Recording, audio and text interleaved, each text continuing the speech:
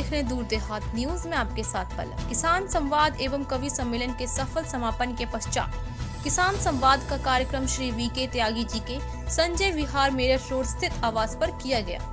कार्यक्रम में किसान कल्याण परिषद द्वारा माननीय प्रधानमंत्री श्री नरेंद्र मोदी जी के कुशल नेतृत्व में केंद्र सरकार की एवं यशस्वी मुख्यमंत्री श्री योगी आदित्यनाथ जी के कुशल नेतृत्व में प्रदेश सरकार की लाभकारी योजनाओं को जन जन तक पहुंचाने के उद्देश्य के विषय में सभी को अवगत कराया। इस अवसर पर हमारे साथ किसान कल्याण परिषद की राष्ट्रीय उपाध्यक्ष संगीता त्यागी जी एवं राष्ट्रीय महासचिव आलोक कुमार पांडे जी भी उपस्थित रहे। वंदे मातरम, वंदे मातरम, वंदे मातरम। आज जीएमएस ग्रुप हापुड़ में उपस्थित किसान कल्याण परिषद के तत्वाधान में हिंदी पखवाड़ा 2021 के उपलक्ष्य में उपस्थित सभी यहाँ सम्मान के योग मेरे कवि भाई मातृशक्ति और युवा साथी दूर दूर से आए मेरे किसान भाइयों और इस देश का भविष्य जो बच्चे मेरे सामने बैठे हैं। आज हमारा जो उद्देश्य किसान कल्याण परिषद का था इस कॉलेज में ये कार्यक्रम करने का, इसका एक अलग उद्देश्य था कि ये गांव-गांव से गली मोहल्ले से बच्चे यहाँ तक आते हैं और जो हम किसान कल्याण परिषद जो बनाया है, जो सरकार की योजना है गांव-गांव तक पहुंचाने की, जो गांव में सारी योजना सरकार की नहीं पहुंच रही है, इसके माध्यम से हम गांव में गली में मोहल्ले में इन योजनाओं को पहुंचाना चाहते हैं। जो कुछ लोग हमारे किसान भाइयों को देश के अन्नदाता को गुमराह कर रहे हैं, हम उनके चुंगल से बचाने के लिए गांव-गांव जाकर सरकार की योजनाओं को पहुंचाने का काम करेंगे।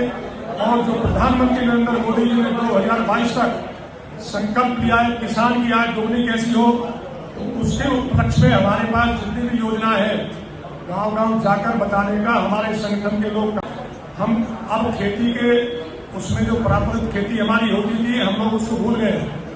सबसे बड़ा किसान माना जाता था जिसके बाद 10 भैंस हो, 10 गाय हो और 4 बैल हो। पशुपालन हमने छोड़ दिया, करना हमने छोड़ दिया।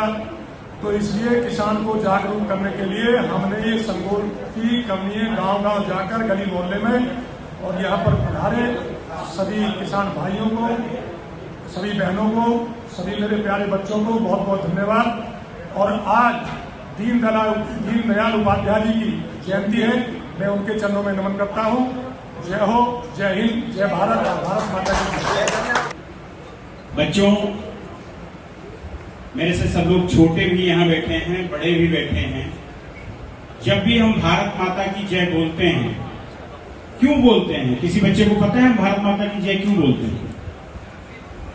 मैं बताता हूं। हम जब भारत माता की जय बोलते हैं, माता की जय बोलते ही हम सहोदर हो जाते हैं। अब आप लोग हिंदी का शब्द सहोदर समझने में भी दिक्कत होती है। मैं बताता हूं। एक माँ के पेट से पैदा हुए 2 लोग सहोदर होते हैं, तो हम सब लोग एक घर में तो नहीं पैदा हो सकते। तो इसलिए हम भारत माता की जय बोल के आपस में बोध ये करते हैं कि हम भारत देश के मूल में रहते हैं और हम भारत में रहने वाले एक दूसरे के भाई बहन हैं। इसलिए हम लोग बोलते हैं भारत माता की जय। उससे हम भाई बहन बन जाते हैं। मित्रों, आज मेरे नौजवान साथी हैं जो कल भारत का भविष्य है। कृषि विषयों पे बताना, कृषि से संबंधित क्या तकलीफें हुई, क्या उत्थान हुआ, क्या पतन हुआ, इसको समझने में अभी आपको 5-7 साल और लगेंगे। जो मेरे छोटे भाई बहन पीछे बैठे हैं, तो मेरे बंधुओं, मां का समर्पण, पिता का त्याग, जो पिता दिन भर देखते होगे ना, पिताजी सारा दिन मर खप के आते हैं, यहाँ काम करके, वहां काम करके, ऐसे करके, वैसे करके, लेकिन आपको देखते, हंसते, बोलते, मुस्कुराते रहते हैं। तो पिता का त्याग होता है और एक अदृश्य ताकत होती है। वो अदृश्य ताकत जानते हो किसकी होती है? स्कूल की बस से आते जाते कभी देखा है, बहुत गर्मी होती है और आप लोग एसी बस में होते हो, तो किसान लोग खेत में काम कर रहे होते हैं, देखा है बच्चों आपने? बस उनकी ताकत होती है उसमें। उनका जो पसीना गिरता है खेत में और उससे जो उपज होती है, वो आपको आपके मां के समर्पण से और पिता के त्याग से प्राप्त होता है। इसलिए आप ये मान के चलो कि जब आप भोजन ग्रहण करते हो तो 3 लोगों का आशीर्वाद आपके साथ निरंतर चलता है। जो किसान कल्याण परिषद का जो मुख्य उद्देश्य है, लोगों में जन जागरूकता लाना, लोगों को जागरूक करना कि अपने अधिकारों को समझें और भारत देश की मूल व्यवस्था जिस पर 70% आबादी उस पर आश्रित है, उस विषय की व्यापकता को समझें। तो मेरे बच्चों, आर्यन की एक बात बहुत अच्छी लगी आज। आर्यन ने अपने मूल स्वभाव को बताया कि आप अन्न के दाने को बिल्कुल बर्बाद ना होने दें, क्योंकि उसके पीछे एक किसान की 3 महीने की, 8 महीने की, 6 महीने की मेहनत होती है। व्यापार आज तीसरे दर्जे पर पहुंच चुका है। कृषि भी दोयम दर्जे के आज दिखने में हमें नजर आ रही है, दोयम दर्जे तक पहुंच चुकी है। और जो नौकरी है मेरे देश का युवा आज केवल उसी की तरफ लालायित है, जिसका कारण है कि जो खेती है, किसानी है, उसकी हालत जो है दिन पर दिन खराब होती जा रही है। तो जब तक हम कृषि को पहला दर्जे पर नहीं लेकर जाएंगे, तब तक हम इस देश को उन्नत नहीं बना सकते, समृद्ध नहीं बना सकते।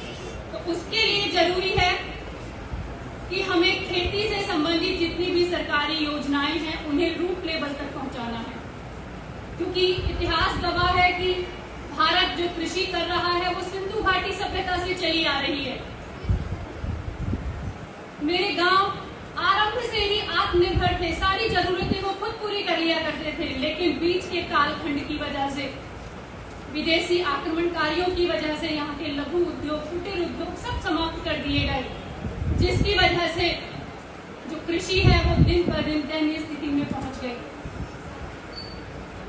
आजाद भारत में कृषि को सुधारने के लिए प्रयास किए गए, लेकिन भ्रष्टाचार की वजह से जो अधिकारी हैं उनके सही कार्य न करने की वजह से जो सरकारी योजनाएं हैं वो रूट लेवल तक नहीं पहुंच पाई। व्यापार को प्रोत्साहन न मिलना या उनका जो उत्पादन है उसको उचित दाम न मिलना, परिवहन की सुविधा न होना, ऐसी बहुत सारी दिक्कतें हैं। क्योंकि किसान कभी बिजली और पानी फ्री नहीं चाहता, अगर वो चाहता है तो इसकी आबाद आपूर्ति चाहता है, उसके लिए वो पैसे देने के लिए भी तैयार है। मेरा किसान जो है हमेशा से दूसरों को देने वाला रहा है, वो मांगने वाला नहीं रहा है।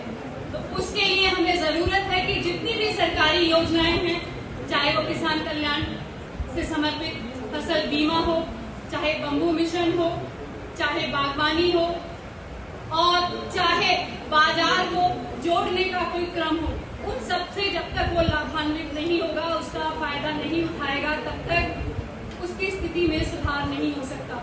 क्योंकि सरकार भी बहुत सारे कार्यों पर जो है, कृषि से जुड़े जो उद्योग हैं, कृषि से जुड़े जो कार्य हैं, उन पर बहुत बड़ी मात्रा में सब्सिडी देती है, जिसका मैं शॉर्टकट में ही बताना चाहूंगी। प्रोसेसिंग यूनिट है, किसान उत्पादक संघ है, कोल्ड स्टोर है, तो इन सब के माध्यम से किसानों को लाभान्वित किया जा सकता है।